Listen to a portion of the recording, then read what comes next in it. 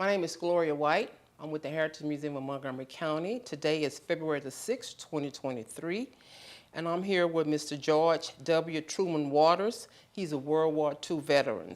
How you doing, Mr. Waters? Fine, how you doing? I'm doing fine, I'm doing fine. Hey, were you born here in Montgomery County? No, I was born in Randolph County, excuse me, Randolph County, Alabama, Okay. about 15 miles north of Wedowee, Alabama. Mm-hmm. There are a lot of Indian names over there in that part of Alabama.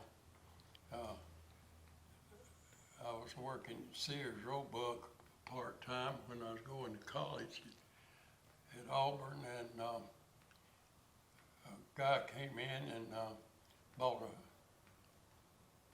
sewing machine, and he wanted it delivered, and I said, "Where do you live?" I was getting the address down. Mm-hmm. Delivered. He says, Lochapoka. And I says, Lochapoka. Of course, I wasn't but about 75 miles from where I was raised at that time. But, and I'd heard those names, but this off the main course. And I says, Lochapoka, how do you spell that? He looked me right in the eye and says, Lochapoka? You can't spell Lochapoka and you going to college? And I says, no, I can't. Well, I thought everybody could spell Lochapoka. That's the first thing they taught us when I went to school, was how to spell Lochapoka. And, but I finally got him to tell me how to spell Lochapoka. But there are a lot of names like that around Auburn. And, I'm the oldest son, or well, the oldest child that lived. The two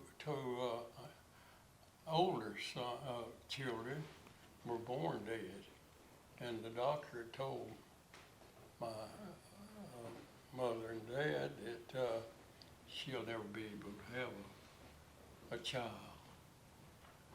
But they kept determined they would, and she lost that child, and the next child she lost, and they thought they'd never have a child to live. But apparently there's a lot of celebration when I was born for that reason. And this was out in the country about 15 miles from the county seat, which is Wedowee, Alabama, Lee County. And it was just interesting the time to be alive. I was thinking about how blacks were treated at that time, and that was just the way of life. And I would be quite a bit like that now, possibly, as I look back, like you always think you're oriented to think like people around you. I guess you could say that, because whatever they think is what you think, and how things have changed, and what a wonderful thing to have. It's just a good time to be alive, and to see these things, it changes for the better. Can you tell us a little bit about your family? You said you were the oldest. Yes. My dad had two brothers. In fact, my dad was born after his dad died, and there's just a lot of history that I know, and a whole lot that I don't know that happened way back then, because I couldn't even read and write when I started school. My parents were busy in in the cotton and corn fields. And So that's the what I cotton and the brought up that cornfield. way. So did you work? Did you work in the cotton and cornfield growing up? Oh, yeah. The more children there were in a family, the more labor there was out there to make the crops. Mm-hmm. Year in and year out, you know, you just thought there's no other way in the world.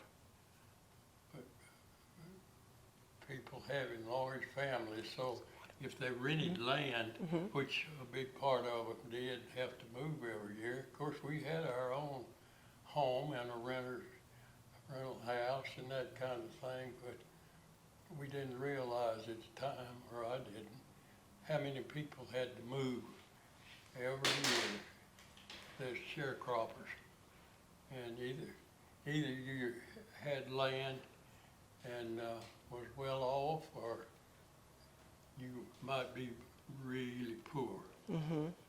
And my mother's family wasn't as good a shape as my dad's family was in. They moved every year, and I knew both worlds. And they just, so much happened down through the years.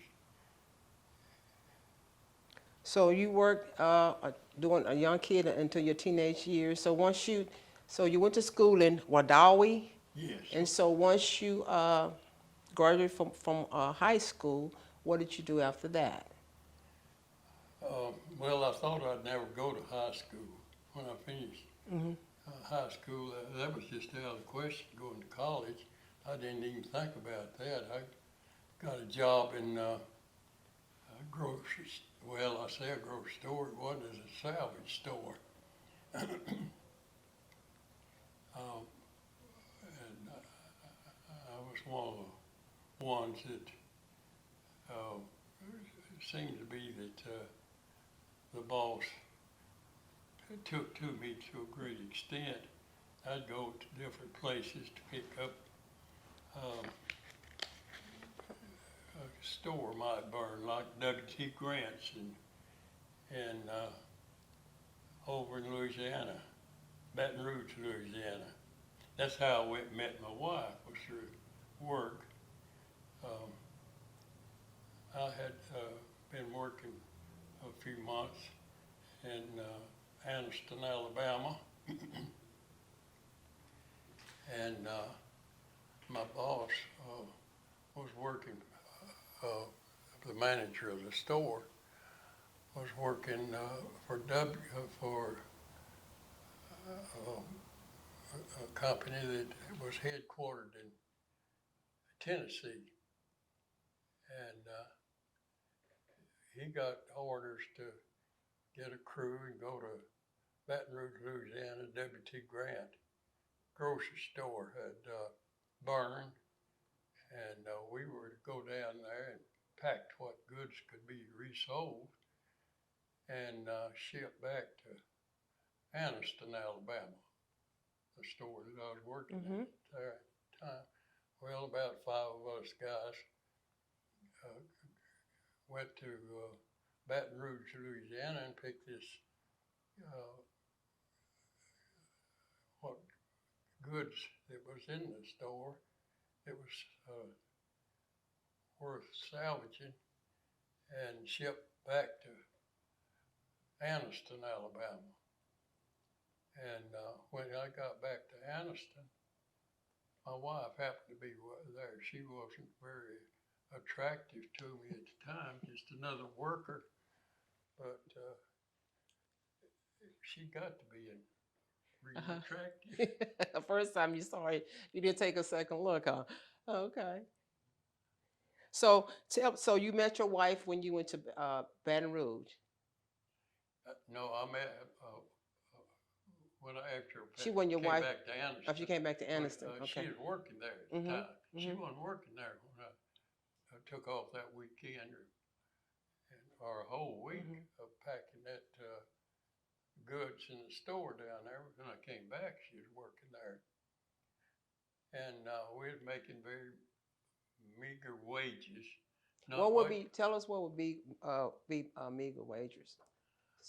legal wages was $8 a week, and it wasn't 40 hours a week. It's from people quit coming in the store, and the next day the store would be opened at 8 o'clock, and then it'd stay open. The war started Mm-hmm. right after I started work there at Anniston, and it was supposed to close at 6 o'clock, and then Fort McClellan, Alabama, that was close to Anniston, Mm-hmm. Alabama. They began to take on laborers, and there's not enough of anything. And this was before the war started. But they wasn't going to be no U.S. going into the war. Mothers of teenage boys, they wasn't going to send their young ones to school. Of course, the draft started Mm-hmm. before we thought it was necessary. And CC camp, that was when it was going on. Can you tell us what CC is? CC camp. Well, Hoover was not for the poor man. He wasn't in for anybody that took government money to Mhm. run.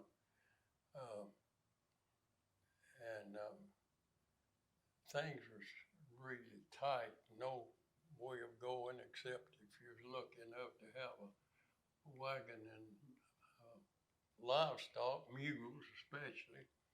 You could go around. You could get around that way, but everybody else had to walk.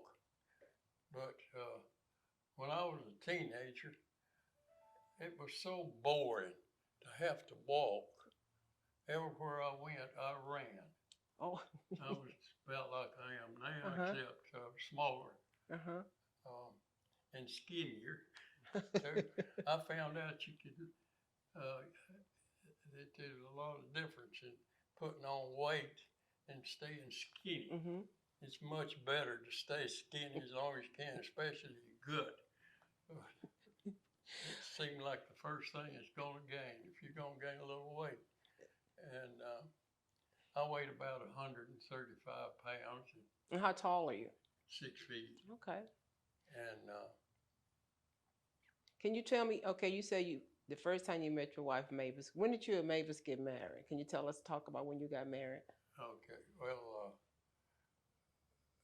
she got more attractive as the longer we, we worked, and we was making $8 and $10 was our wages a week. Had to pay $8 for a week's room and board, so they did raise my wages to 10. Of course, I had $2 to spend, and I mean, I looked up. Well, I didn't exactly look up. There's a guy by the name of Hobson, C.E. Hobson. He was a heavy drinker, and he had been up pretty high as far as managing in different offices, but he'd always get fired, and he'd come down to where he's just lucky to have any kind of job. Mm-hmm. And he was a friend of the manager of the store there.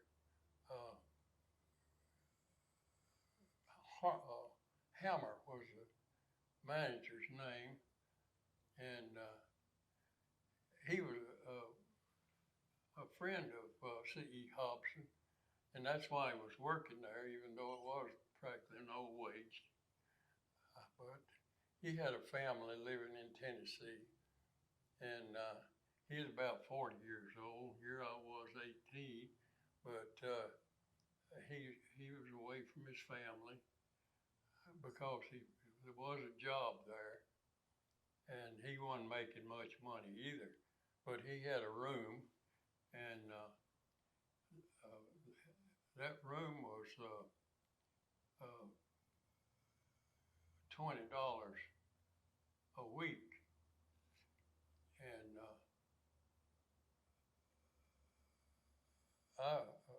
they were working around to where I could stay in the room with him.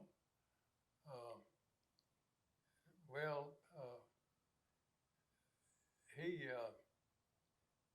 had to pay that $20, and he needed somebody in there with him so he wouldn't have to pay so much. So they worked a deal that I get a room with C.E. Hobson, so he wouldn't have to pay so much rent. Mm-hmm. Well, I got my rent for $8, and he had to pay $12, but he slept on the big bed, and I slept on a cot in that room, and so they had to raise my wages a little bit to take care of that $8. So they raised me to 10, and he was quite a guy to be around. Mm-hmm. Here I was 18, he's 40, with 3 children back and a wife back home in Garden City, Tennessee. Mm-hmm. And he wanted to get to see her if he was lucky every other week or something like that. And he had a Plymouth automobile, and he rented that automobile because Hammer had a son my age, and they lived out in the country to save rent. He was living in town, but the rent was too high, and it's getting higher because war was in sight. Mm-hmm. And they moved out in the country, so they needed transportation for Junior. And they rented C.E.'s car, so Junior would have a way to get back and forth. He wouldn't have to depend on his daddy all the time for their family car. And that's what we went to Baton Rouge, Louisiana in, was that rented car. Oh, okay. And talk about your wife. Can you talk about Mavis, your wife? Well, that's Yeah, what I'm okay. getting to I'm right sorry. now. I'm sorry. I'm sorry. Well, go ahead. That's Go all right. ahead. I like Go ahead. it. Yeah, go I ahead. like it, I know you said you took a while to get you checked it out for a while. Yeah. Yeah, okay.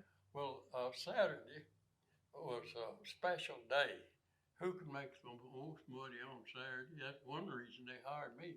I brought in $40 the first Saturday I worked there. Boy, that was something for a new employee to come in there. I was back there on the farm, see, about 20 miles from Anniston, and so I came into town one Saturday hitchhiking. That's the only way to go except run. I came by there. I didn't know how to interview, Well, there's one of the workers in there. Her name was Mavis also, by the way. And my sister's name Mavis. That's where Mavis come from. Everybody comes from East Alabama. It was Mavis. Mavis, just about it. And anyway, on that particular Saturday, we had already closed, and somebody knocked on the door because we were selling Charmin shoes. Charmin. I found out that's a German name after I got to being a prisoner of war. I walked through Germany and went through Jarman. I never forget Jarman. And anyway, it's hard to stay on one subject for me because just keep talking. And the age that you can lose your focus when you're trying to talk, as fast as it comes to you. But anyway, I'm about to forget where I had started. You said you was you leading up to where you met your wife. Yeah. This particular Saturday,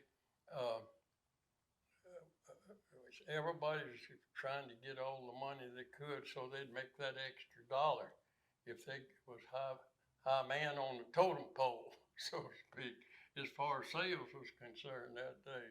And uh, after it closed, and we were getting ready to go to our respective place of abode.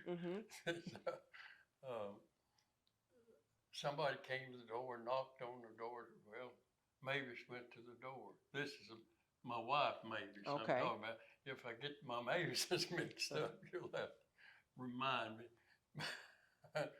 But Mavis opened the door, and I was standing there close by, and she turned to me and says, "You can take this customer." Well, okay, you know. Of course, we had a little argument about who'd take the customer because everybody's looking to be the high one, you know, for the day. Well, it turned out I was the high one because of that customer that day. And that was a pair of Jarman shoes. The guy wanted a pair of Jarman shoes. People would come in and get shoes that didn't really fit because they were Jarman.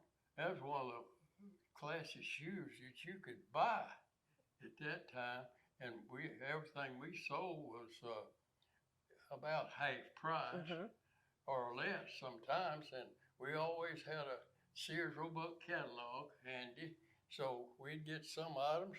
What is that lamp worth? I don't know. Get the catalog and let's see what we can find. Well, we'd look through the catalog. There's one nearly just like that. We ought to get half price. We ought to get $10 instead of $19.95. So it'd be like that. But anyway, I'm about to lose my subject here. But I got that extra dollar, and I didn't feel like it was mine, really. And I says, "You ought to have at least half this dollar," till it maybe said. And "Oh, it's yours, you know." I said, "I'll take what, let's go to the show." So we got a ticket, popcorn, and I don't know. It was, thinking back about it, you just can't imagine how much you would buy for $1. And that was really nice. You know? So this was Mavis, your wife. That's Mavis. Okay, so you all split that dollar? Huh? Did you split? No, we didn't spend $1. We spent, we spent the dollar. And Popcorn and show ticket. You know, live it up on $1. And I didn't have a car, you know. Like a lot of people had cars, and Mavis could have been was one of those high class guys, you know, that had a way of going besides running. And but anyway, she'd stick to me, seemed like. So after you all went to the show, how long was it before you all got married? Let's see. I guess it's a year or something like that. Anyway, I could figure it out. But, yeah. So about a year you got married? A lot slower now than I did then. We married in 1941. We married to work as a week of Pearl Harbor. Oh, okay. So that shows you how far back it was. And so shortly after you and Mavis were married in 1941, the week after Pearl Harbor, how long was it before you actually joined the military? Joined the I Army. was drafted. You were drafted. Yeah, in the Army. In July of the following year. That was before Christmas. We got, well, the 13th of December. From then till July, and I was drafted in July. And I'd been through the mail since I left Dobson, because Dobson wasn't paying anything hardly. And I told Mavis one night when we were together, I says, I'm gonna quit Dobson. There's too much going on. I'll get a job somewhere else. But jobs weren't as easy to get as I thought they'd be. You had to get in mud, and I'm unused to getting in mud. Out there at Fort McClellan, where there's increase in Fort McClellan. Boy, I mean, there's making little buildings all over that place.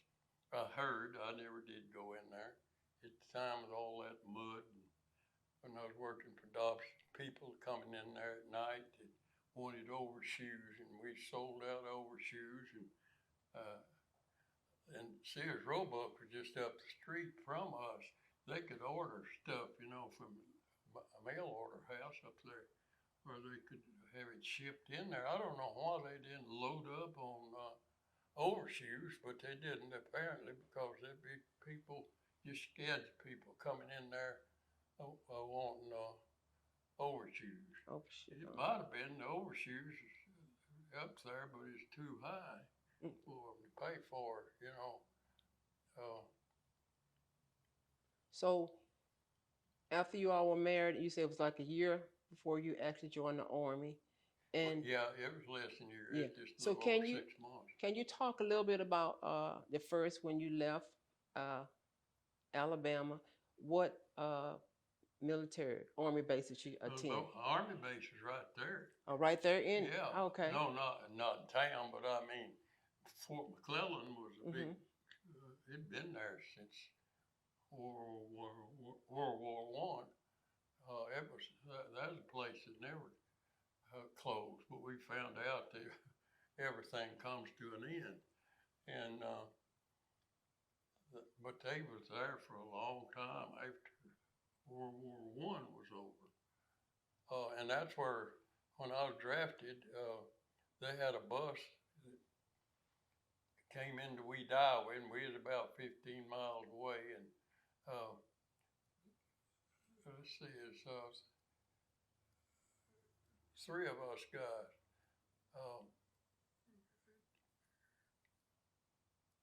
I think probably my dad was the only one. I was only one of the three. The other two boys were sharecroppers, and I mean their families were. And my dad, well, we owned our home. Always had.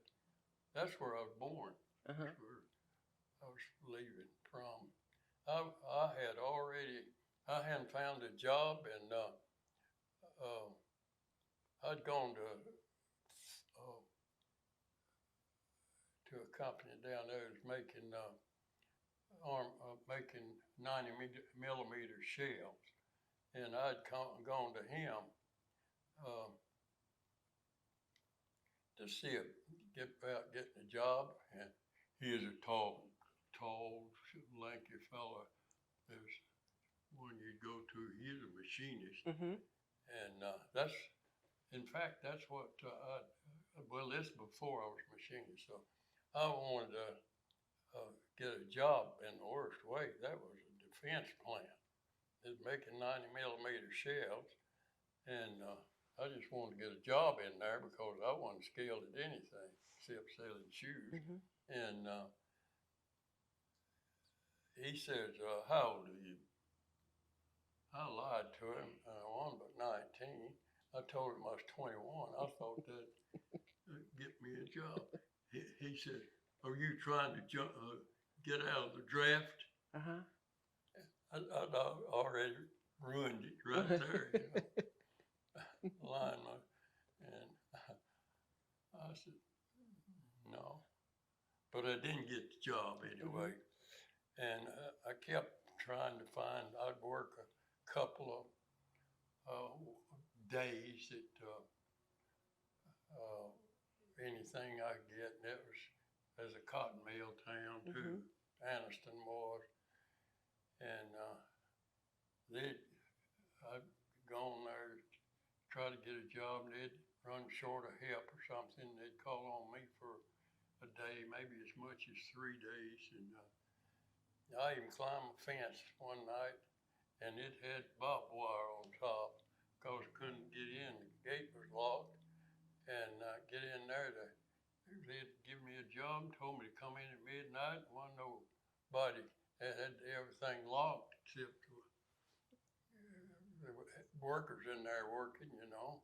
But I'd climb the fence if I had You to. was determined to find a job. Huh? You were determined to find you a job. Oh yeah, Mhm. and I knew that I wasn't going back home. I was going to make it some way or other. Mhm. I wasn't going back home. So you got I went drafted. to Ms. Wilson was the one that run the boarding house where I'd boarded when I had a job, but I just kept staying there. Mhm. And she didn't run me off. And I thought, boy, if she kicks me out of here, I'm going to be in a pickle. I'm going to have to go back home, looks like. And but I didn't say anything. She didn't either. I just kept staying there. And if I want a day's work, say a one, if I found a day's work or two, or of course it'd be from midnight, about 11 o'clock till 7 next morning. Mhm. If I did find a night to work, I'd turn the money over to her. And finally, the employment office told me that this have started a machinist school down here. The government's paying for it. And they gave me the address. And I went down there, and Bill Rara had a machine shop. And somebody come in there and bought his machine shop from him and put him to work as an instructor. Mhm.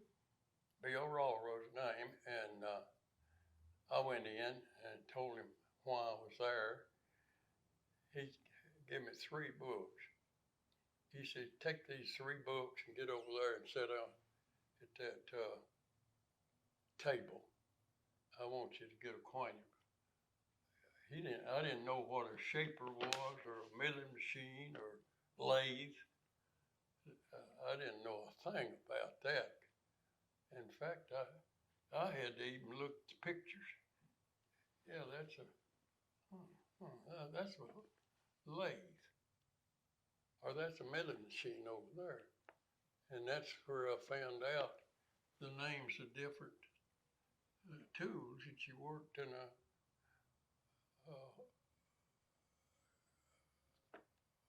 factory like this.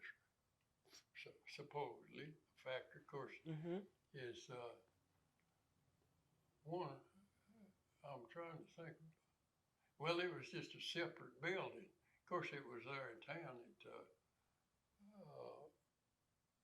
Well, that was his machine shop there in town that they had bought. That the government had bought. And finally, he put me on a lathe. See what you can come up with that. He told me the different things, and according to the book, how they work. And I was just to be a high school graduate, I was pretty good with math, and angles and figure things out like that. There's these numbers on these controls, and they move the tools in and out Mhm. to where it's supposed to be. And I found out that Bill Roller, he didn't have a bit of education hardly. And I'd work these, here, take this diagram, or take this instruction to make something, I'd look at it. It's going to take a piece of steel like this. You'd have different steel that you need, like a solid rod of steel, and cut that 2.5 inches long. Finished 2.5 inches. Well, I realized that I was going to have a little more than that, but first, and I cut so I could make what I didn't leave enough steel there to finish off each inch, you know, and get the thing right like that. But it didn't take long to learn that. Learn that. And, uh, So after, after you were working in a machinist shop, right? mhm. And so how long were you at the machinist shop before you actually joined the army? uh, well, it was uh, quite a while Quite a after while. that. Yeah, but uh, let's see, where was You I? said you were drafted in the army. Oh, yeah. And when were you drafted? I was Mobile, Alabama. Was well, whatever the name of that place is, I can't think right now, but it'll come to me in a minute, maybe. Anyway, I started to work there. I'd already got a room and had just a short time before I got to notice. They had to transfer the mail because the notice came to my home back in Wedowee suburb, and of course they had to send a letter on to me before I got it. I'd already put, I think it was $50 in the bank to draw on. Mm-hmm. So I got a payday, and I got that notice after that I was drafted into the Army. I was called in to be examined. And a certain date, well, I didn't have much time to get my $50 out of the bank. I had to call them at night, and they came down and gave me my $50. Really? Yeah, I mean, it's that much different to it is now. And I mean, it was altogether a different world back then. Little things that I think back about, you know, how much different it would be now to what it was then. And I got my $50, and early the next morning, I got a train ticket back home. I never been by rail down to Kilby, not Kilby, something else.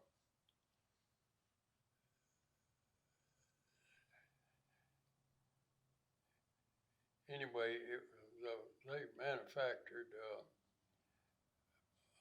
parts for Air Force at that plant down there.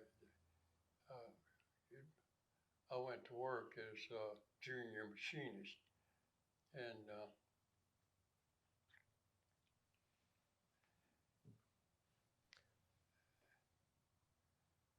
Had you been drafted yet, or this was before your draft? You was on your way back? I was on my way to being drafted.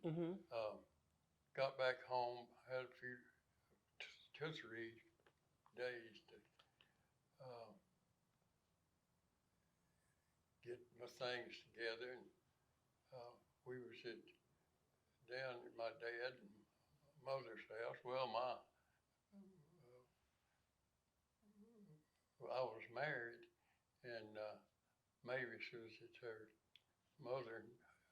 No, she hadn't got rid of our apartment at that time, and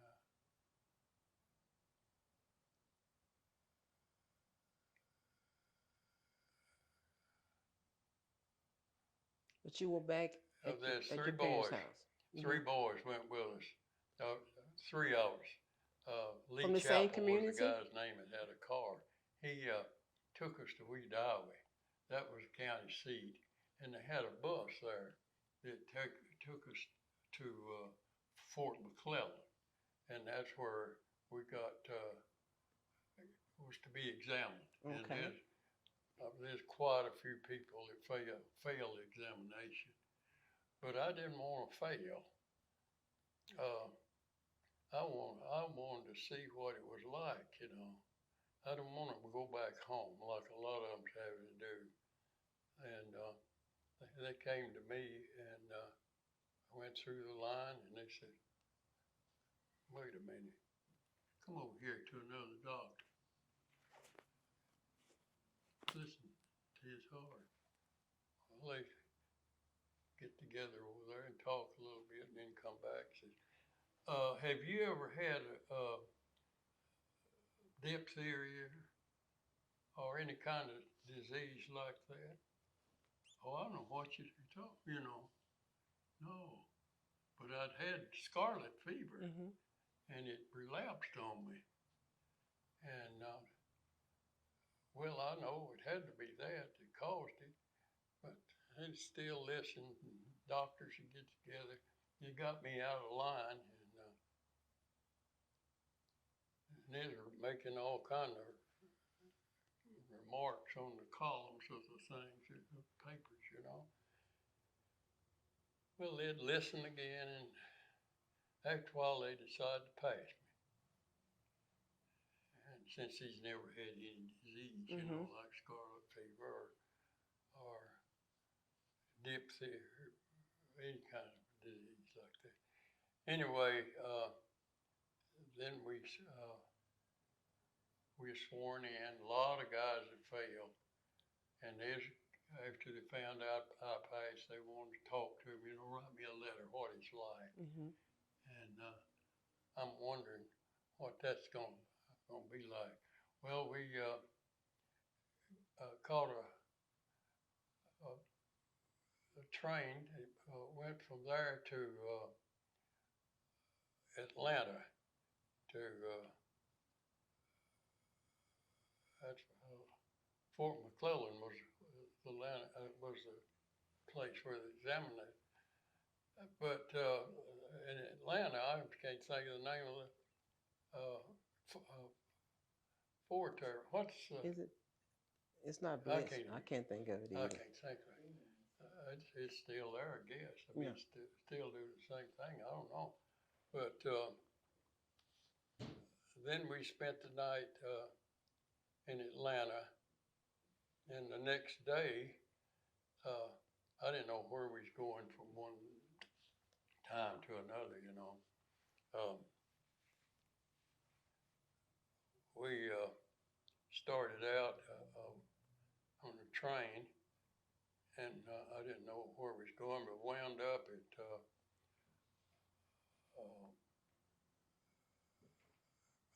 Miami Beach, Florida. Okay. Military. It was, no, it wasn't military, it was the city. The We city. spent the night in one of the hotels in Miami Beach. Okay. Well, when night came, of course, we rode all night to get there. And I was trying to think of the name of the hotel we stayed at. That was all they had there was big, nice hotels, you know. But it was summertime, and there was no air conditioning. You So it can was imagine hot. what Miami, Florida was like with no air conditioning. But we were, I can't think of the name of what hotel it was right at the moment, but it was one of the larger hotels. And how many nights were y'all in Miami? Went there, in there maybe 3 weeks, just Okay, a so y'all was short time. And I never did learn the drill really. Mm-hmm. I spent more time taking tests than did drilling. But I remember we had already had some kind of little old test. I don't want much to it. But there's two guys that didn't go to the main test. They're just yardbirds, they called it. Okay. And of course, they didn't make grapes worth anything. That's why they. So where did you go from Miami? Where did you go next? Well, after we took the test, I went into the office they took me out of the drill, one of the ones, and I sat down at his desk. He said, well, says you passed the grade, says you can do anything you want to do. Oh, you tell me what you want to do. I wasn't expecting that. Yeah. I didn't know what it was, but they said if you want to be a pilot, you can go to school for that. Well, I didn't want to get into anything dangerous since I was the only boy at the time. Well, actually I wanted to live, but I especially wanted to since I was the only, Uh-huh. except two sisters, Mm-hmm. And I didn't want Papa. Well, I didn't want nobody wants to lose their life, but I had a special reason to not get in anything that was dangerous or might get killed. And said, well, you can. Do you want to be a mechanic? Yeah, I guess that'd be. Well, what kind of mechanic you want to be? He says you can go to instrument school if you want to. He said that'd be good after you get out of the service. If you wanted, make work on watches, some company like that. If you wanted, they named over all kind of things. So finally, I said, well, a general mechanic on airplanes, I guess. So that's what I would do. Uh, so I didn't know what that meant, but it meant getting on after they'd ask questions, relative will ever go where you're going. Mm-hmm. It's strictly just for school. That's not any relative being there with you at all. We'll have a place for you, and you'll be there without anybody, any relative with you. Oh, well, okay. And I got on a troop train, not knowing where we was going. And I looked around in there, it was two men to the bed, the lower bunk, Mm-hmm. one up there. Well, I figured, I don't think I want that. I don't know what, there'll be a guy here with me. I don't know what he'll be like. But I chose this one place, and here come a guy in there, and we was bid partners, so to speak. And his name was Ernest West. He was from Palisade Park, New Jersey. Mm-hmm. Ernest kindly made fun of me, being from a country in the South. Do you know what New York's like? And of course, I didn't know anything about that, What do you think about blacks? Mm-hmm. Well, I don't know. Blacks and whites, they're separated till after Roosevelt got out, Truman got in. Truman's much more better president when I think back about him than ever anybody had been up to him. He had more guts than most people did, and I admire that about him. And I think he was the type person that was,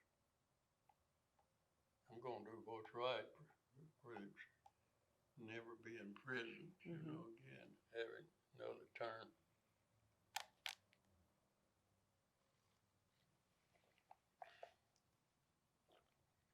But old Ernest West, he was an interesting person to me, being from Palisade Park, New Jersey. we look out the window most of the time. You come up with some southern thing you don't ask me about and make fun of more than anything else. And after we got to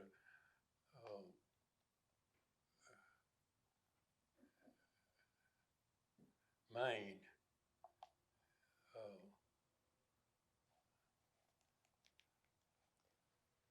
we was downtown. What's the main thing? Can't even think of the outstanding city in Maine.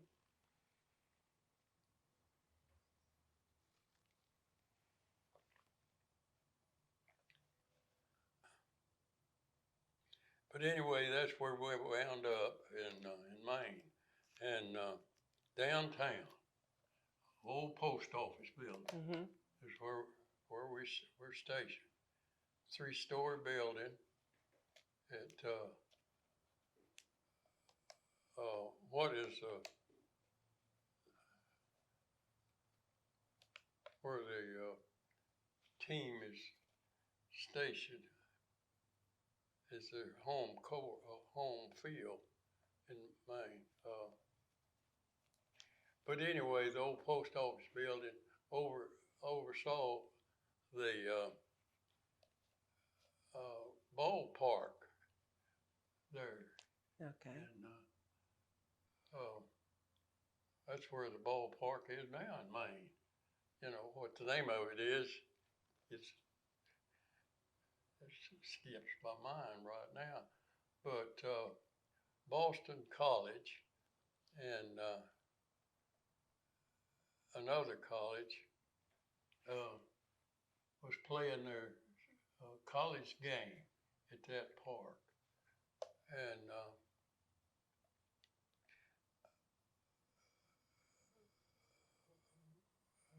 Boston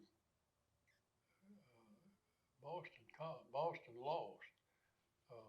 Do you remember the fire that killed over 100 people? In Boston?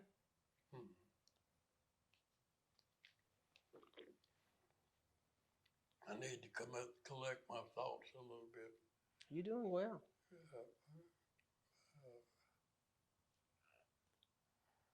So you Anyway, you were in Boston. That's where y'all you and your troops. I'm not the troops. You and the company you were in. Y'all were in Boston because y'all had left Miami. Now y'all in Boston. Yeah.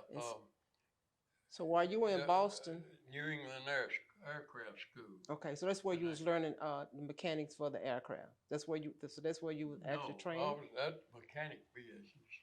I was there training. I mean, not the mechanic business, but as far as machinist, that wasn't. I didn't tell them I was a machinist. I wanted to learn all really, and that's why they sent me to New England Aircraft School there in Boston, and Holy Cross in Boston. Played that. We was in school, and I was making good grades, and I got the word to the captain that was over the school that I'd never been to a college football game. I'd never been to a football game of any kind, but I didn't even know the rules, or anything about that. But I wanted to see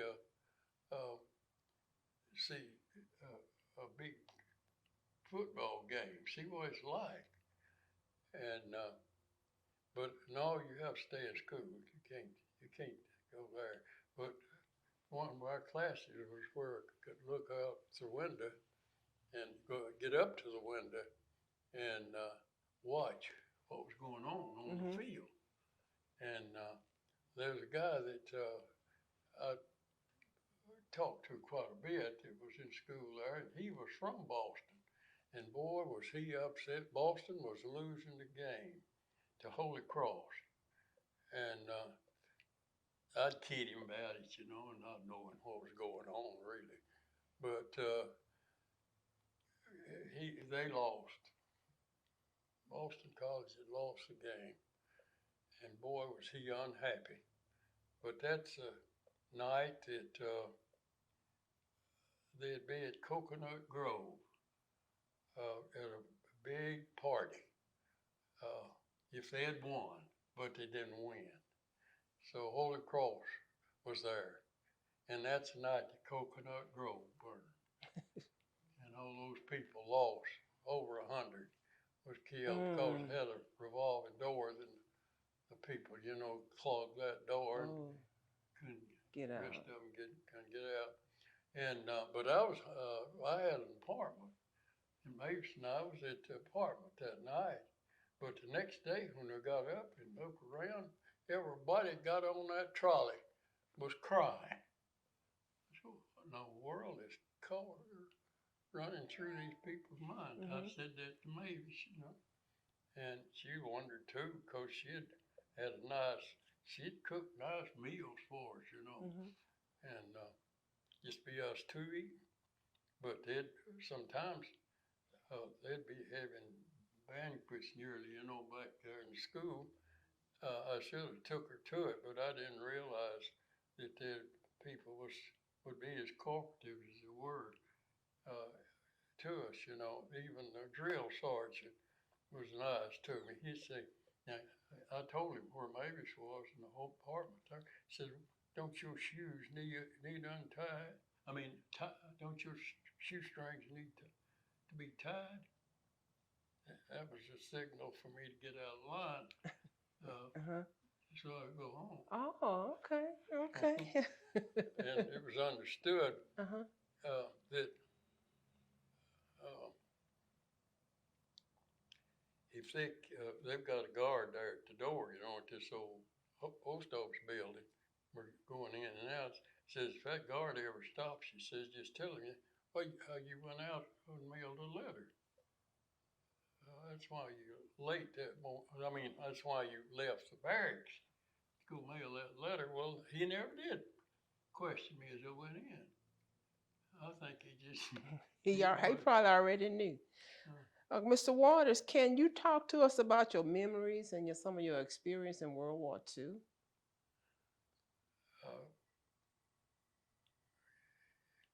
Yeah, after I graduated from gunnery school, I didn't want to do that. I got to the point where I wanted a little more excitement than that. And so I volunteered for gunnery school. And I went to Las Vegas, Nevada for that. And boy, that was some experience. It'd be movie stars coming out in there, at times. And all that being right there on the edge of town, you might say. Of course, we didn't get to go into town but one time. That was an experience going into seeing all that gambling going on. And one of them was most interesting is an old woman made me think of Grandma Bain. That's Papa's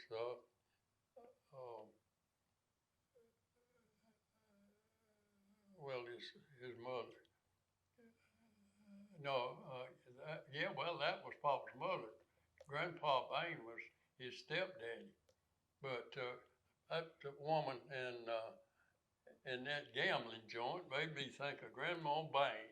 That gray hair and just about the same size, everything about it, and I never heard a woman cussing like she was. She had lost and there, on that gambling. That's I pretty think, funny. I'm bad at that now, even comparing this person to that person up back in Alabama or Boston or some other place, sometimes I'll get acquainted with, I'll call them that, tell them why I'm calling them that. Look like somebody else. And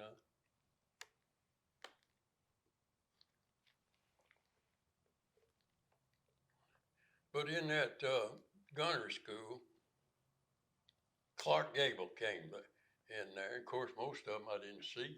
So I'd see one, I'd be on guard duty or something going on. that I wouldn't get to see him, but Joey Brown was one of the guys that I really enjoyed. And another reason I enjoyed it was how he could put on a program. And he had just heard that his son had been killed in combat.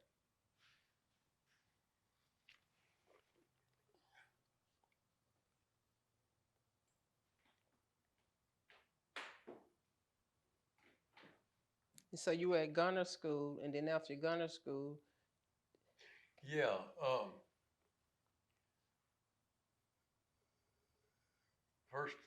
first time I ever got off the ground was in '86.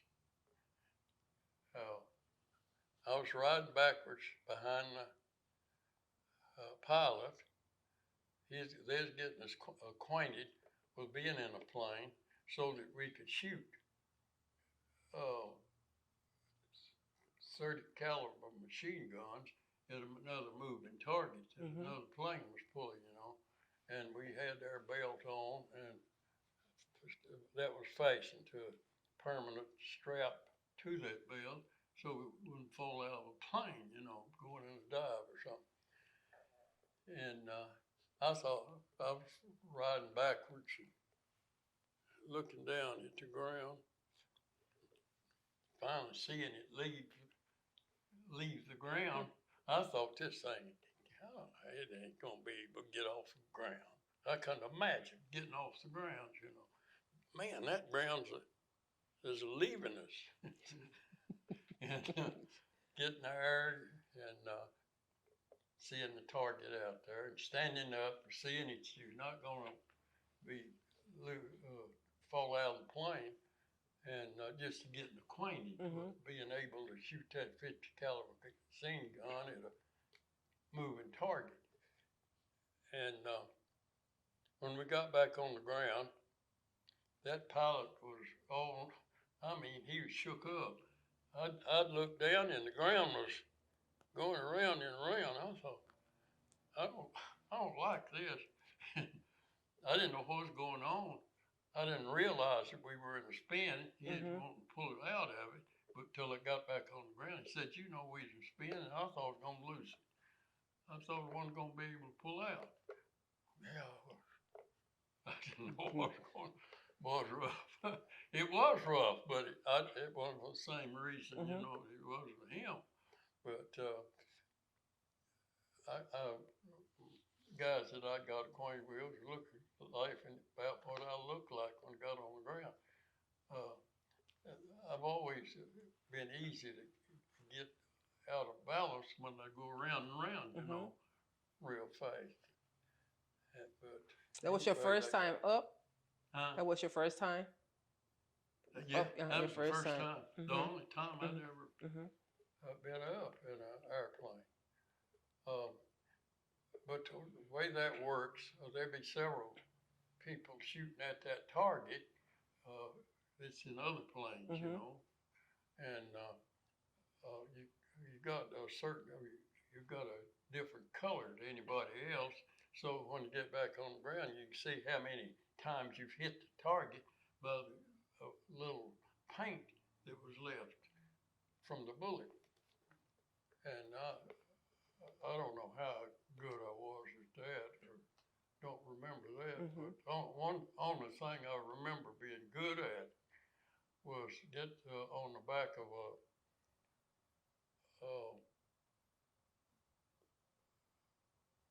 half-ton truck, be strapped in where you wouldn't bounce around, and getting 25 rounds of 12-gauge shotgun shells and a pump gun, and shooting at the target going 25 miles an hour, and see how many times you hit the target. And we shoot every kind of gun you can think of, and that's just one of them. And when we got back around, the sergeant would be there and say, how many times you hit it? He'd write it down there. And he was looking at his paper all the time. Says, Waters, how many times you hit it? 25. Did you say 25? I say, yeah, 25. give that guy another box of shells, see how many times he hit it. They had to go around the time. And the sergeant, he said he hit it 25 times. But that made me really want to hit it that time, you know. I thought I won't be able to do it again, but I did. I hit the thing 25 times. It's one of them, it split. Target went the different pieces, you know. And I'd tell them which piece I was going to hit, bam, and I'd hit it. And I was good with a 12 gauge shotgun, but that ain't what you're going to be shooting. That was part of your training then, when you were on the back of the truck with the 12-gauge shotgun and the vehicle was going 25 miles an hour, you had targets you had to hit. Yeah. Well, I don't know how fast we're going. It could have been we're going a little faster, a little slower. I don't know. But anyhow, I think we're going 25 miles an hour though when I think about it. What else was we talking about? Okay, I was reading something in your book and it said you did 14 missions in 22 days. Huh? You did 14 missions? I did 25 missions. 25 missions in 22 days? Well, that's about the way I think it might have been. But anyway, I went on every mission that, Okay. Well, And let's see, from the first time we could figure it out. Oh, it's just something in your book. I just remember reading that, but it said you went on those missions 22 days and then you were shot down on February 22nd, 1944. Can you tell us about that right there? The missions that I flew on, it's the 25. Well, most of them was in the neighborhood of Italy because we was in 15th Air Force and the 8th Air Force was the main force. That was out of out of England, the 15th was, and it was the 8th Air Force out of England, and part of them were moved to Africa as the 15th Air Force. Okay, but you were shot down in February 1944, and you became a prisoner of war in Germany. Am I correct? Yeah. Okay, and you were there. How long were you a prisoner of war? 15 months. 15 months. Can you just talk a little bit about that? Your time being a POW? Yeah.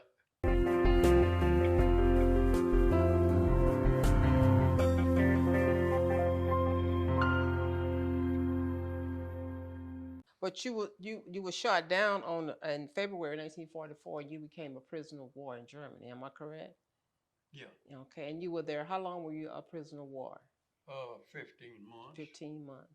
Can you just talk a little bit about that? Your time being a POW? Yeah. That's when I flew the AT-6, getting acquainted, being off the ground, and the pilot took us up for the first time, and to get us acquainted with being in the air before we started our air-to-air with a 30 caliber machine gun.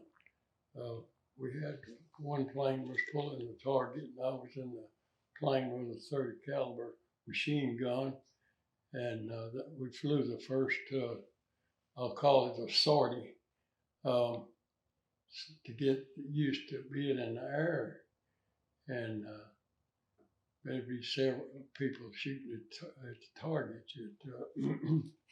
And each one had in the 30 caliber guns on the plane we were in had painted bullets so we could tell who's hitting the target and who's not by the color of the bullets that went through the targets. And some of the men would try to fudge a little bit and take their pencil and punch holes in target, but that was easy to tell. That was nobody's shot. But it didn't have the right color on the bullets that was going through the target. And but while we were in the desert down there in Las Vegas, I mean, it was so dry till you couldn't tell when you sweated, except for the salt that would collect on your clothes. And one day, I just felt terrible. I didn't feel like going any further, so I went into the infirmary there and told them that I was just so down and sick that I just didn't feel like going any further. And the doctor says, well, you're just low on salt. That's what's wrong with you. He says, you'll be all right if you'll get the right amount of salt. He says, we've got salt out there, if you'll notice it on the tables. As you go through to get your meal, says, start out taking one pail of salt at each meal and increase it another pail till it makes you nauseated from taking so many salt pills, and said then back off one and keep taking that number as long as you're feeling good, and you'll get to feeling good. You won't have those symptoms of being down and out, and you can perk up and do your job. And that worked real good, but I've inquired from doctors since then, and I say, why is it that nobody's advised to take salt pills anymore? You're always doing something else.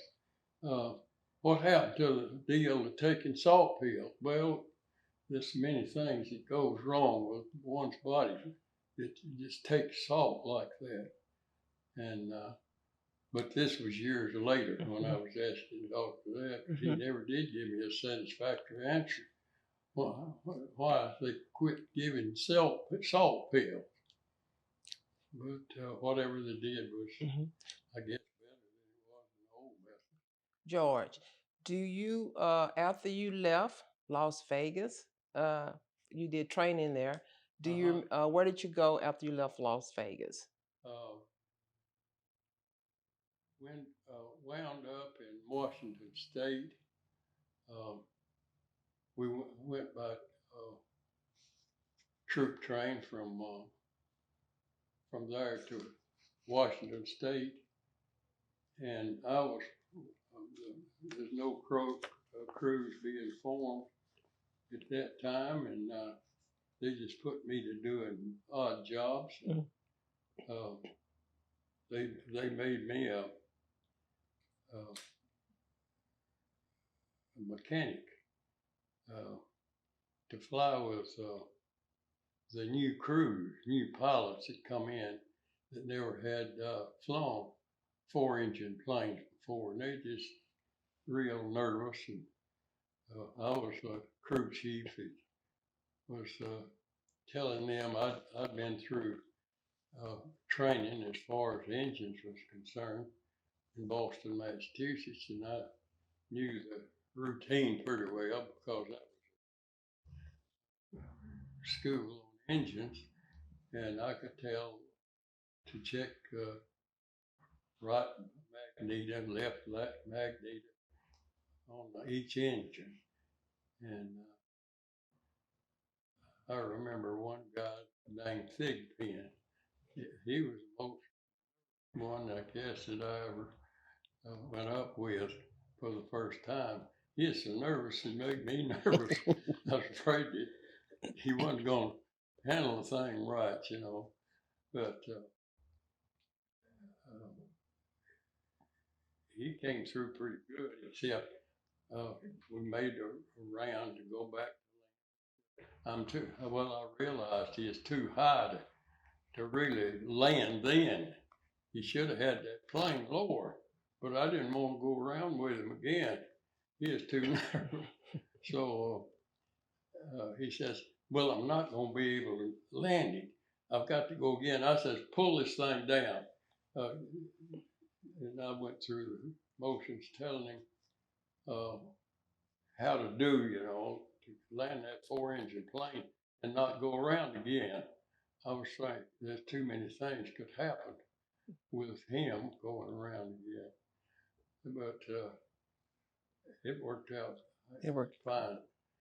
But I found that I was going to be there quite a while, it looked like, with the work that's laid out for me. So I thought, well, I'll just go send, write a letter to my wife, maybe, to come up there to Washington State and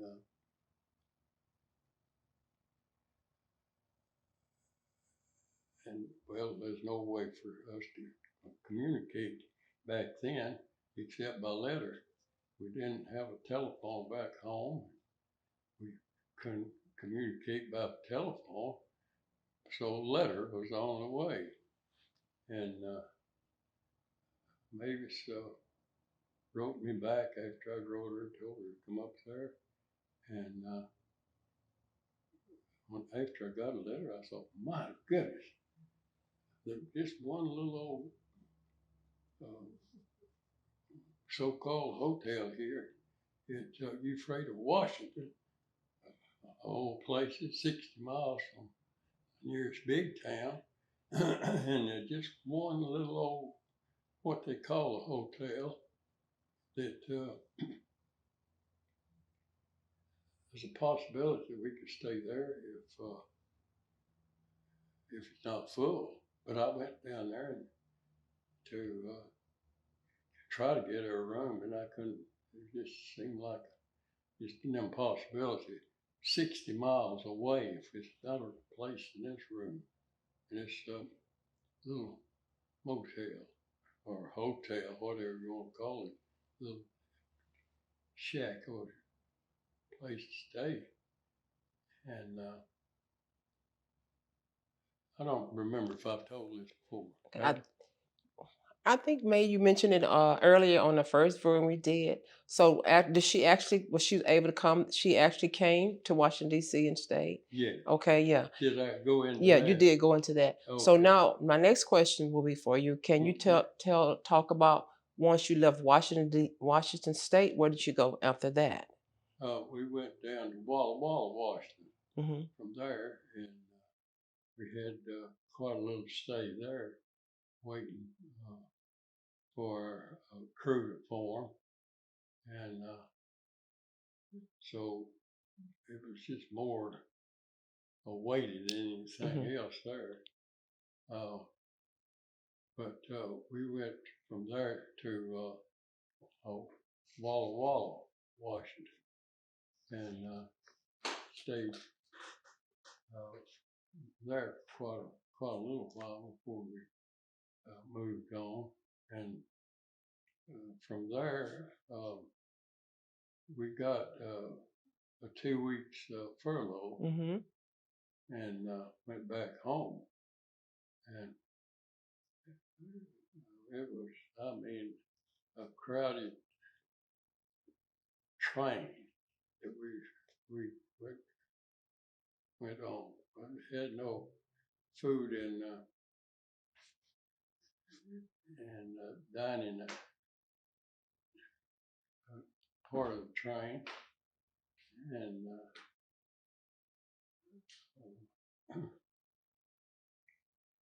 I got out in a little town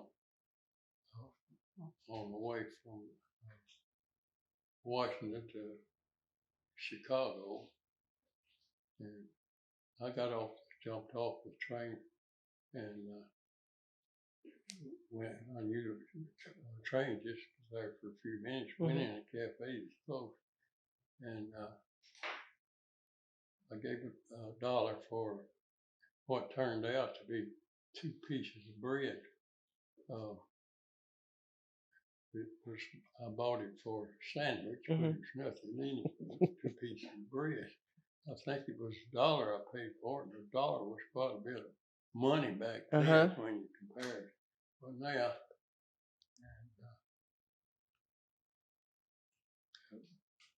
then we got to Washington, to Chicago, and then from Chicago we was going down home in Anniston, Alabama, and everybody was mixed, blacks and whites, and well, we crossed the Mason-Dixon line. We had to separate. Blacks was in one boxcar, and whites was in another. And well, it wasn't boxcar; it was pastures at that time, going across the Mason-Dixon line, and sailors, black sailors, was on the train, and just a mix of military. Just a mixture in there, and that was such a sad situation. And that's why I think so much of Truman as president. That's when the armed forces was integrated. It took a lot of guts for him to just announce that our armed forces are integrated. So, George, you came home and you were 2 weeks. So now you stayed 2 weeks. So what I would like for you to talk to, do you remember when you went overseas, when you left the States and you went overseas, and talk about that? Okay. We hadn't formed a crew until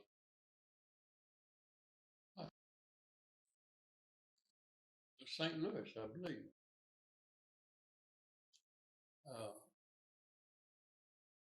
Position we'd be in.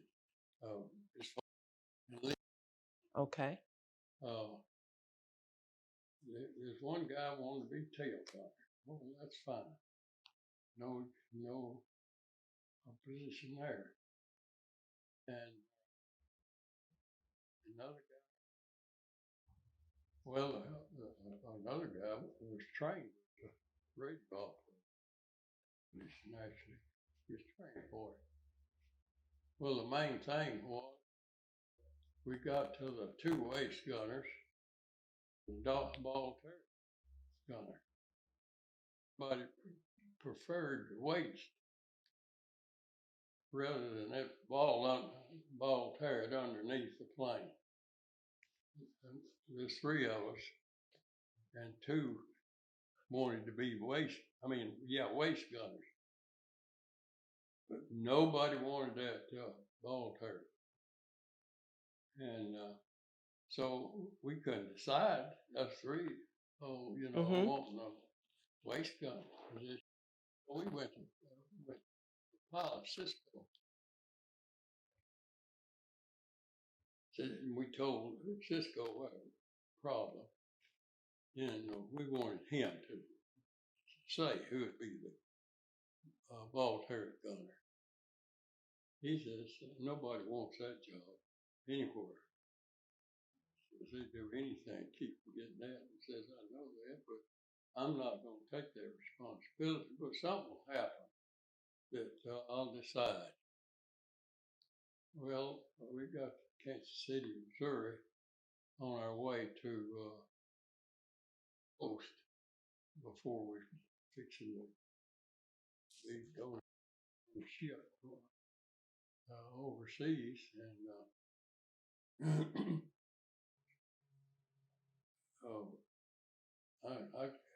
as I look back at it, I can see that the other 2 men had made up a story not to be the ball turret gunner.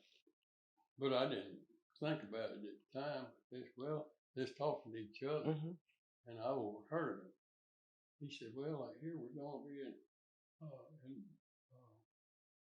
some little town. where it was, I don't remember that. And we'll be there for an hour. I thought, well, I'd like to look at town over. So, Mhm. well, I helped out the troop train. It's what happened because I stayed in town too long and troop train was held up. Of course, they didn't know where I was, but wasn't going to leave anybody behind, at that stage. And when they finally found me and I got back on the troop train, Cisco says he had a grin on his face, said, George, you're going to be the troop of the ball turret gunner. Said, we had this agreement. I said, yeah, I realize that. Mhm. And I just thought that, didn't even think about how it happened. Uh-huh. I would be the ball turret gunner. And after we got into combat and I was riding that ball turret, I don't remember if I've already told you what preparation I made. No, you didn't tell us. Tell us what preparation you made once you got the position. Well, when we were overseas by now in Italy, and Italy was made up of the 15th Air Force. The 15th was a part of the 8th Air Force. It was in England that had been shipped down to Africa to fight, have a front there. Mhm. And it was they weren't as well prepared as the 8th Air Force was. I realized it later that they didn't have everything they needed, like something for the ball turret. In case the plane went down, he could make it out. Nothing. And first mission I flew, after we got in Italy, they had been in Africa, but they had won a foothold in Sicily, and they were all already in Foggia and down there in Italy when I got joined it as a part of a extra crew that came down without a plane.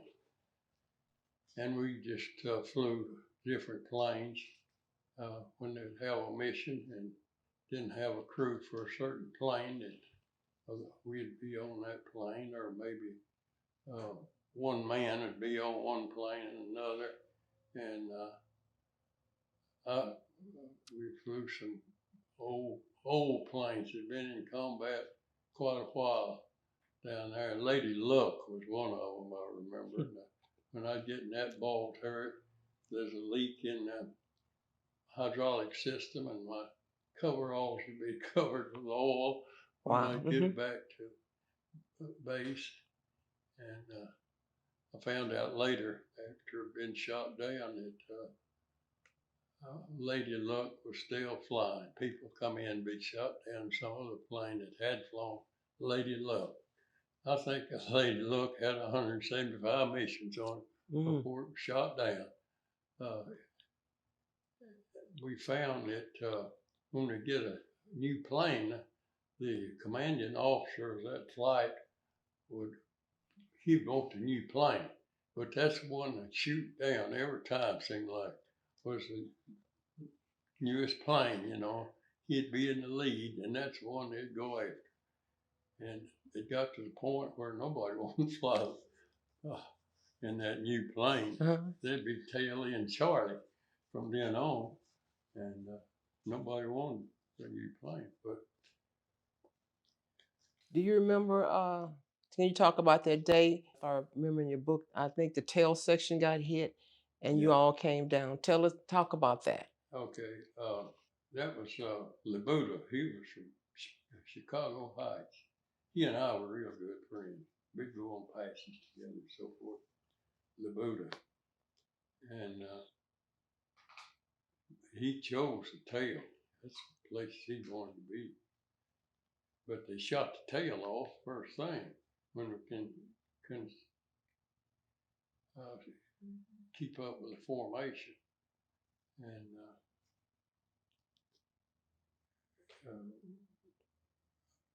and I knew, but didn't act. And that's what just burns me up when I think about Cisco to feather that prop with indications, He's prop, and I wasn't in command of anything. I was in the ball turrets, not the prop turret.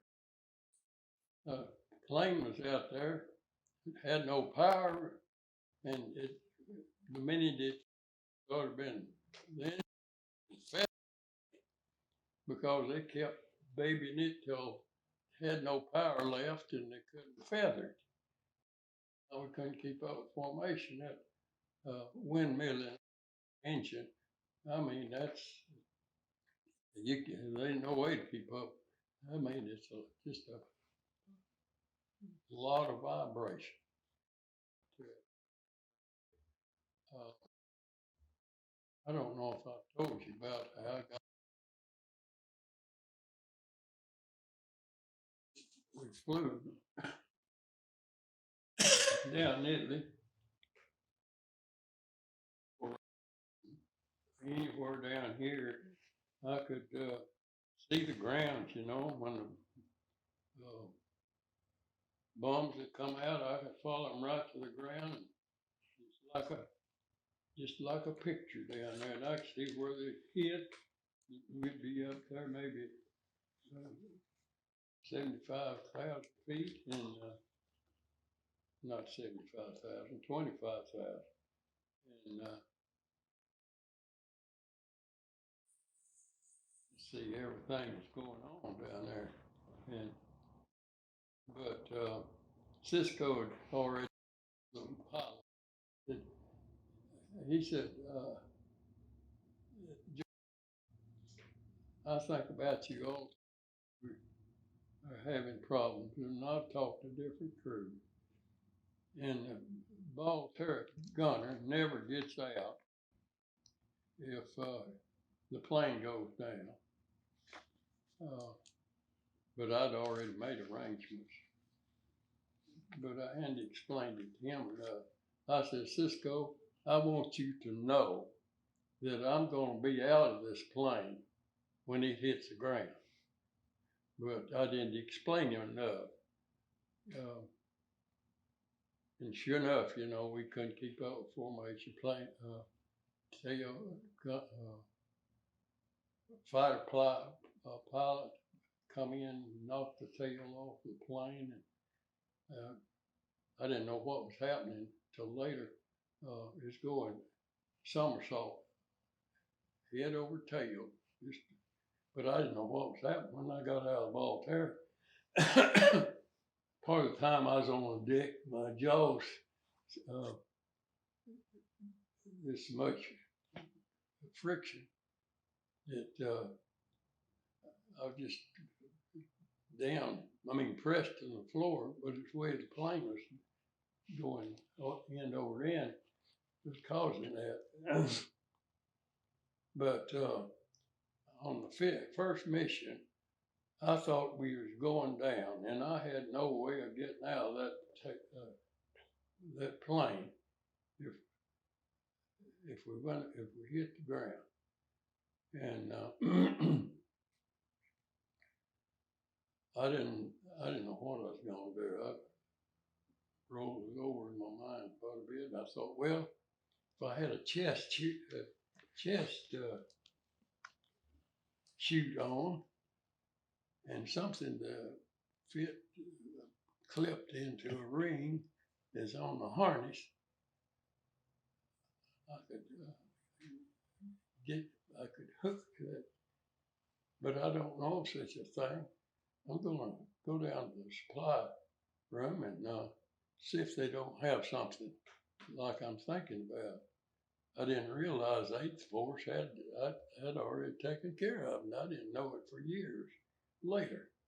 I think I'm going to that 105 out there before I found that out. Some of the crews were flying out of England, and they had all kinds of stuff, that you needed. But I improvised, and I went to the supply room and tell them about what I wanted. I wanted to shoot to hook onto a harness. Well, we don't supply room. He didn't know what I was talking about. He just handing stuff out that people asked for. And but I kept bugging him.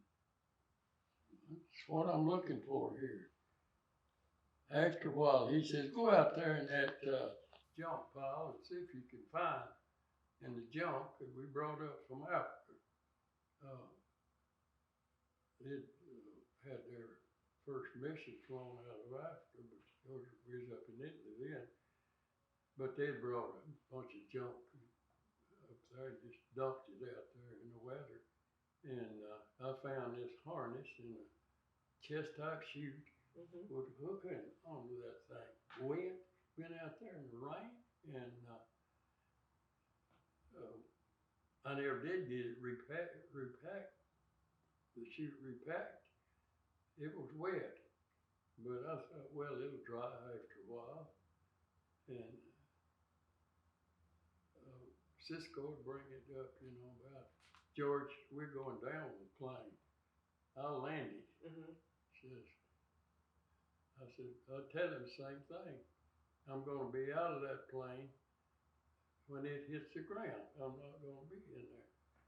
But that's what bugged me for so long when we were shot down. I got the harness and what I was looking for in that jump pile. And So you were able to, when you were shot down, so you were able to parachute out of the plane? yeah. Okay. Yeah. So once you parachuted out and you hit the ground, were any other people, any other crew members, did you were able to do that? Yeah, the navigator and bombardier, I'd seen them already out of the plane. I would have been out of here a long time ago. And but I come out of there and put that chute on, run back to the door that I could pull the hinges out. I had a cord that jerked them hinges out of the door, and then I could jump from the waist, like planes are. And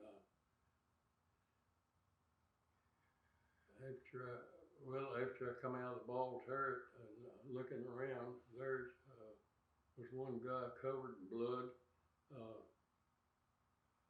and another one. He was the guy that I run into later too that jumped. He made it. He said after we got on the ground some weeks later, some people were going insane. McCaffrey was his name, and he's one of these type, just matter of fact everything, But he walked up to me, walking around in the compound there at the prison camp. He said, "George, I owe my life to you." And I thought, my God, old Mac's gone nuts. It's not his character to talk like this. I'd see people, go nuts and they'd act, And, but I went along with him, I said, "Why do you say that, Mac?" He was a lawyer from Chicago. And that's not right. He was a lawyer from New York. That's where he's from. His uncle was a priest there in Manhattan. And that's how I got acquainted with his uncle years later. And I said, "Why do you say that, Mac? That you owe my life?" And I said, "I done give up.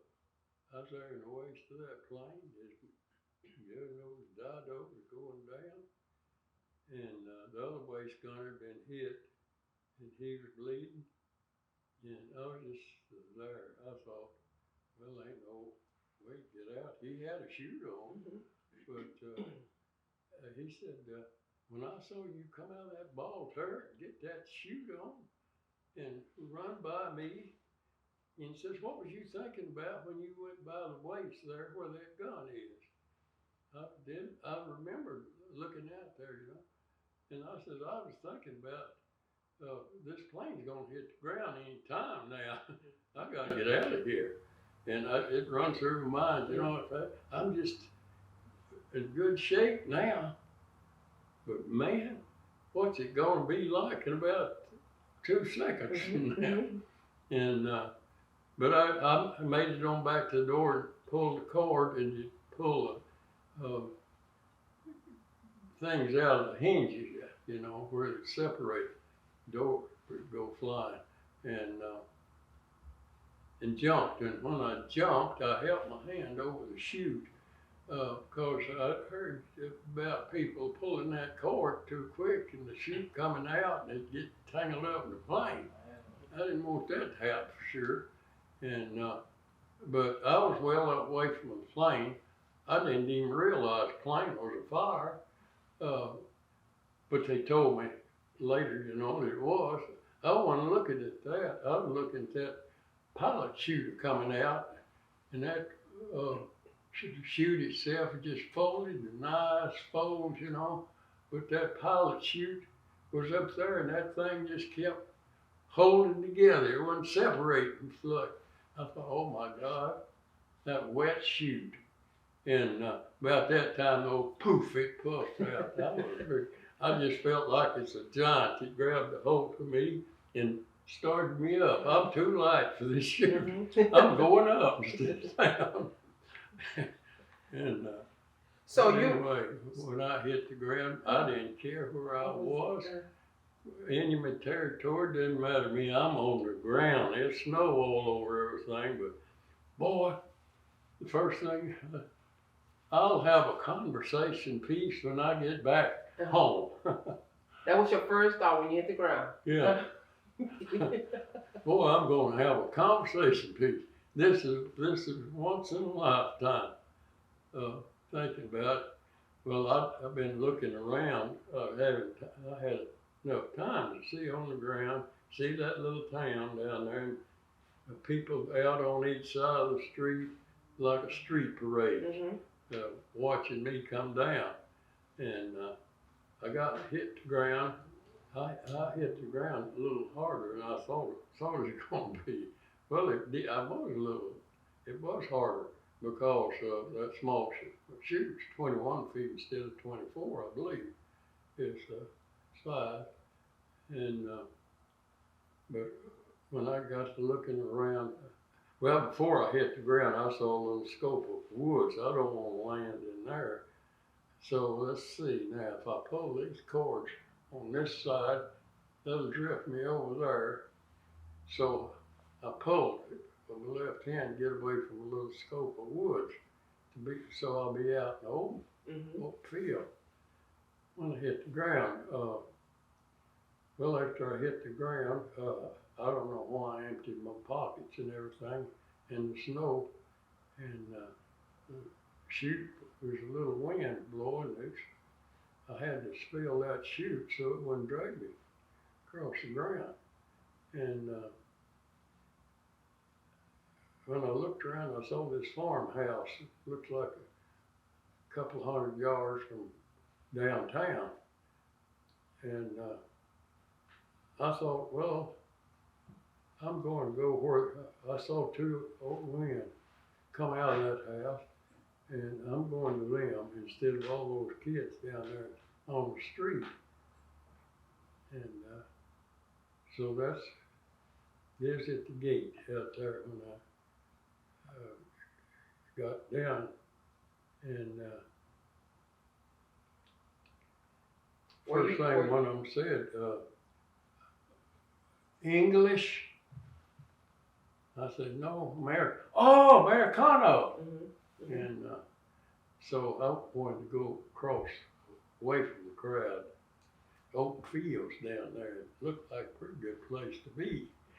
But that next, one of them got under one arm, the other, they searched me and make sure that I didn't have any gun on me. I already got rid of my gun. I had a 45, a whole box of ammunition.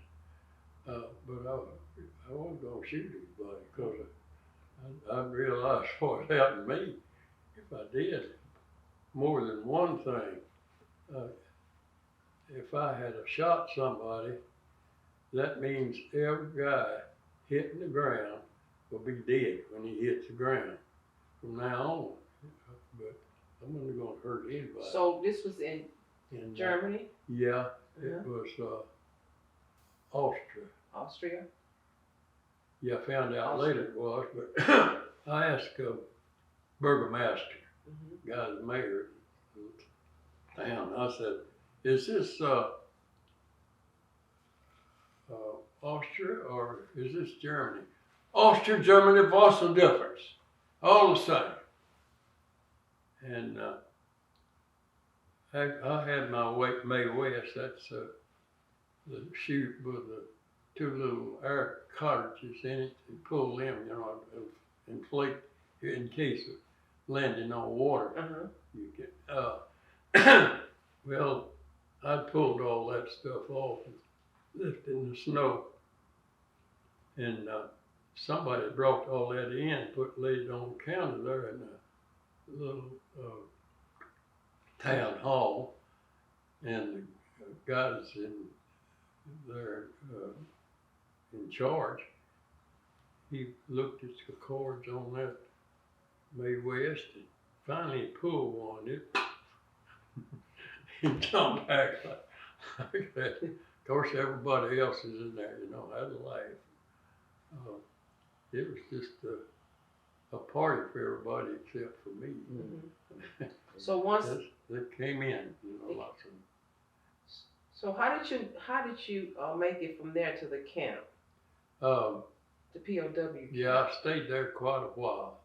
It was about noon when I hit the ground, about 3 o'clock when 3 soldiers came in and escorted me to the guy that's in charge, or to the camp office. I got in there and the guy that was in charge of the office, well, he was just over the camp, I'm pretty sure. But come to find out, we had the same name, Waters. And he when he told me, I didn't know one word of German, Vossas. He said, that's Waters in English. And we had quite a conversation. And I was just sitting there after I'd given my name and so forth. And he was behind his desk, and I was sitting down front. He was sitting there looking at me a little bit. He busted out laughing. I said, what's funny? He said, I think I know what you're thinking about. I said, what? What do you think I think about? He says, you'll never get another damn plane as long as you live. I said, yeah, got it. He says, I know how you feel. He says, I've been shot down 7 times. And said, first time I shot down, I thought that I'll never get another plane as long as I live. Said about 2 or 3 months, I got over that. But I felt like that I'll never get another plane. The first time, and then the rest of the time, he said it's just routine when I get shot down. So how long were you at the POW camp? Well, it seemed like everybody got shot down after I got down there, There's people that got hurt, wounds, and had pieces of shrapnel in them where it exploded. They just had what little something that have something put on a wound, you know. That the Germans had given like paper, crepe paper, seemed like stuff. Instead of like bandages and stuff. So a lot of people were injured because they were shot down, so they were just giving you all meager medical supplies. That's what it was. Meager. And they moved us after we'd eat supper. But all the time all this stuff took place, it was night. It was okay. And they gave us our supper there, and taught the Sam Moore. He is from Frost, Texas. It was honey and syrup, honey and butter, I think, mixed. And that coarse black bread, everybody was eating, prisoners and all that I saw anyway. And Sam is from Frost, Texas. He's in eating supper too. I said, Sam, do you reckon we'll ever get to the point that we like what we eat here now? He says, I expect there'll be a day when we'll really like this food. And he is so right. Because after being a prisoner of war and walking that 3 months, barn to barn, and sleeping out one night, sleeping on the ground there in February, I thought about that because on 13th of February, we started our walk the day before. And we got 1/18 of a meal, 1/18 of a loaf, 18 men.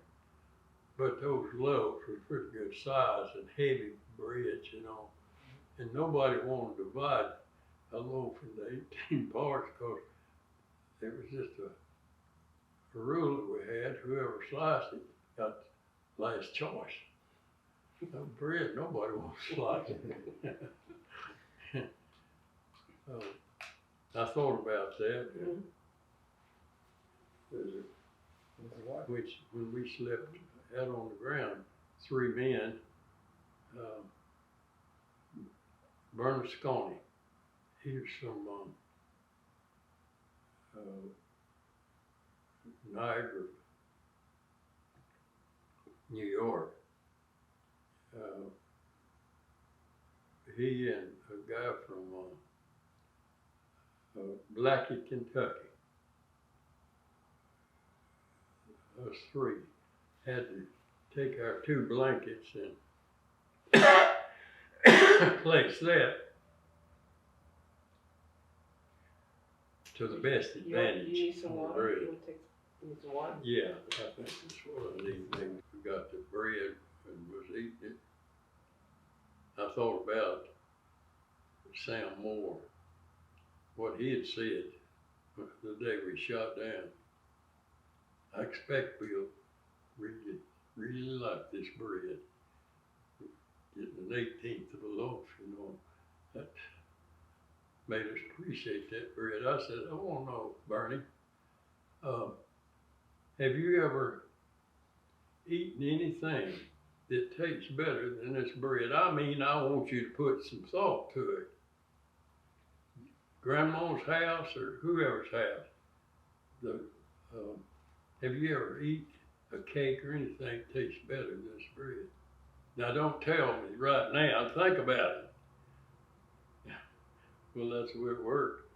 And he said, I never have tasted anything that tastes any better. in this bread, but I never was able to get a piece of bread when I had a chance after liberating. I can't stand that stuff. I don't know what it tastes like. I saw a loaf of bread, you know, on the back of the truck. No more bread, no bread. So you were there 15 months. Can you take us to when you know it's your last day, and when you Yeah. yeah, take us to that. Talk about that. We were not far from where the officers had been housed, and they had it good compared to us. Mm-hmm. Of course, I didn't know all this was going on. They were put in one camp, and they stayed there the whole war, and just had a hotel compared to what we'd been through, you know. And we have a meeting out there at 105, about halfway between Conroe and Montgomery, with a big flag. You know where, if you've been on that road, mm-hmm. 105, you know where the big flag is. That's Jack McClellan owns that property back in there. And that's where we meet every Wednesday. Now, of course, when you say we, tell us who the we are. We're the ones that's been in the service before, okay. Regardless okay. Where and when, you know. And there'll be others there too. Well, like in my case, that either my son, Joel, will take me out there. Of course, he likes to go too, but he's got an excuse to go now. And that's the way it is on Wednesdays. Mm-hmm. We meet out there. And of course, they always want to know. In my book, they'll want it signed and that kind of stuff, you know. I've always got an audience when they go in there. And the title of your book is No Thought for Tomorrow. Uh-huh. So, did you come up with that title on your own, or you just thought about it? Did someone help you decide on the title? No, I don't know really how it come about. I was sitting on the front porch over at Martin's Chapel. That's in Alabama, and I was sitting out there where Grandma lived. She had been through rough times. Her husband had died when she had one son. Well, she had two sons and was pregnant with a third one. And I was sitting out there on the front porch. I'd already named the trees that's in the yard. Big 2 twin oaks, I call it. It's 19 feet in circumference. That's the smaller, that's the larger of the two. Mm-hmm. Old oaks that's out there. I call that place Twin Oaks. I was the one that named it. And thinking, what title should I make this book? The Big Oaks was Missouri. That was her name, my grandmother. And the smaller one was Etta. That was her old maid daughter, my papa's half sister. But finally, I just come on no thought for tomorrow. And since then, I've tried to figure out why.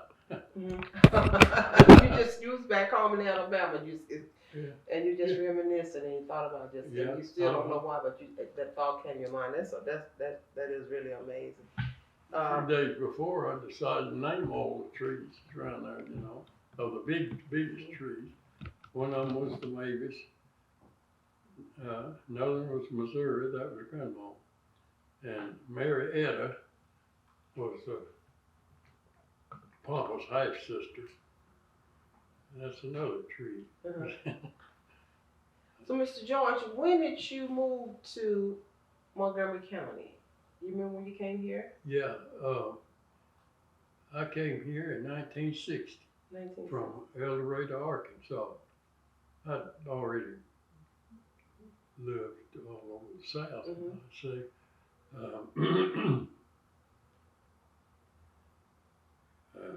When I finished school at Auburn, well, that's a story within itself. I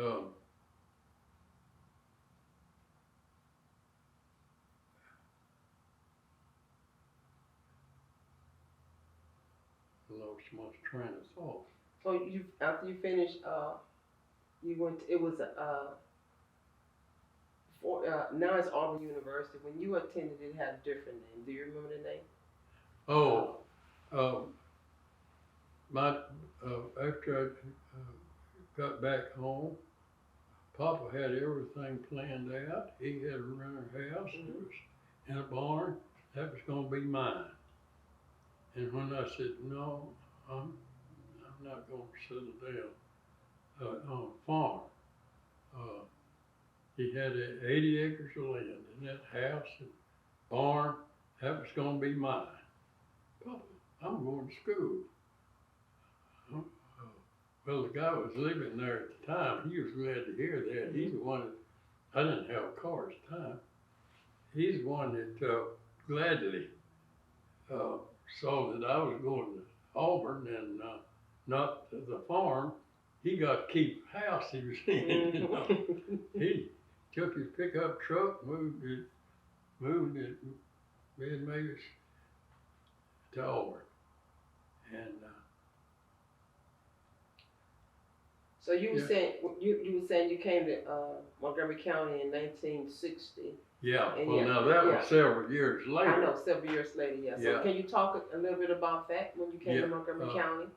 Yeah, I moved here in 1960 from El Dorado, Arkansas. I was working for Columbian Carbon Company. I don't know if you know, that's no longer here. Do you remember it? Well, I was a packaging engineer. And I've been with them several years when I moved here, about 10 or 12. And I moved here because it's close to the airport, so I could go wherever I needed to go. And I had a company car, and my boss back in Monroe, Louisiana, had told me that anywhere I was going to take there, go by air or drive, whichever one I wanted to do. And I settled on about 300 miles. If it's a 300-mile drive ordinarily, and you could take either. I'd fly, but if it's less than that, I'd drive. If it was more, I'd fly. And how close to the plant it was going to be, you know, after I landed. And we had plants scattered about.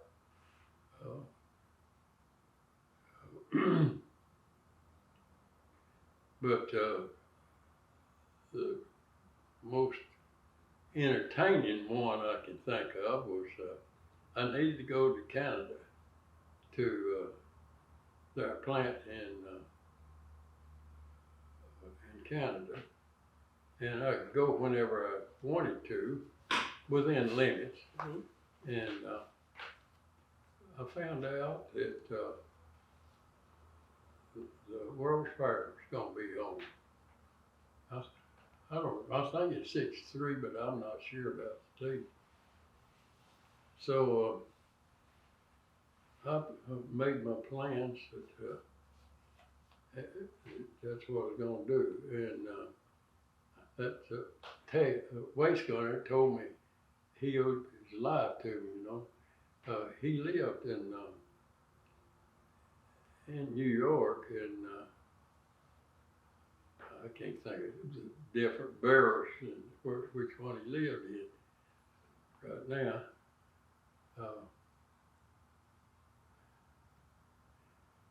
Anyway, I was in Manhattan and I called Mac and at the hotel. He said, I told him where I was, and he came and said, I'll be down there in a few minutes. He came down, picked me up, took me out to his house in the Bronx.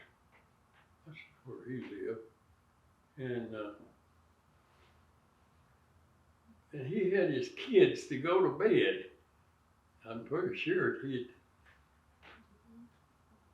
know that we wouldn't be seeing things alike, and he didn't want them to hear my story instead of his, is what I think. And I couldn't think of anything else, you know?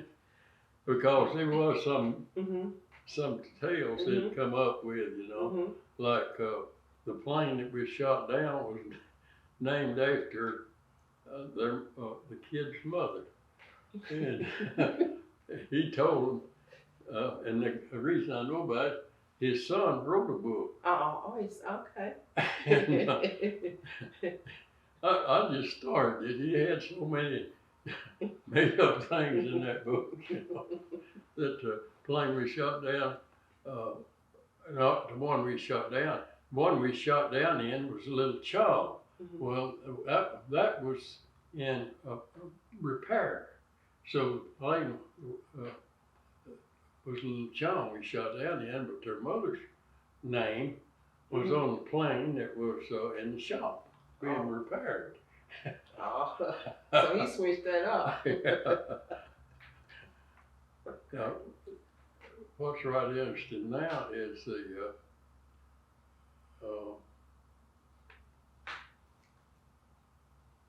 navigator's wife is still living, and she writes me a letter every once in a while. And she's in a rest home, and she just writes it on whatever piece of paper she can come up with, you know. She's been there quite a while because he and I was about the same age.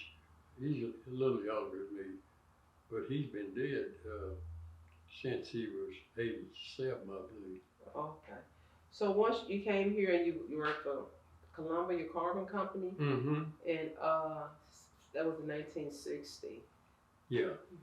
So after did you well, I know you retired.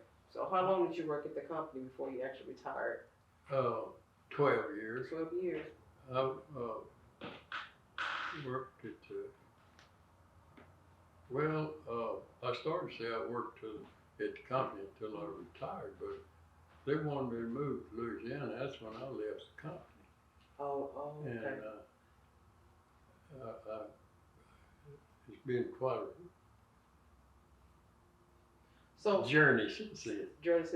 So if there's anything, we thank you for sharing your experience, and we appreciate your service. But I would like to ask you, is there anything you would like to share with the people who might be watching this video in the future, something that we did not discuss today, some kind of special memory you would like to share?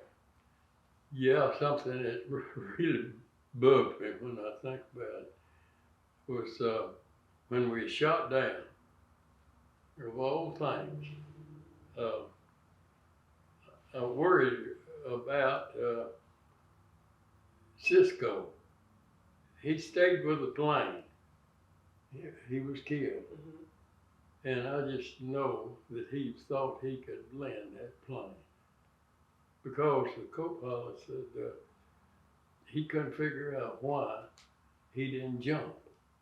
He said he was in line to jump behind after me. But he wasn't there. I think he went back to the controls, and there wasn't no way to land the plane, you know, tail shot off of it.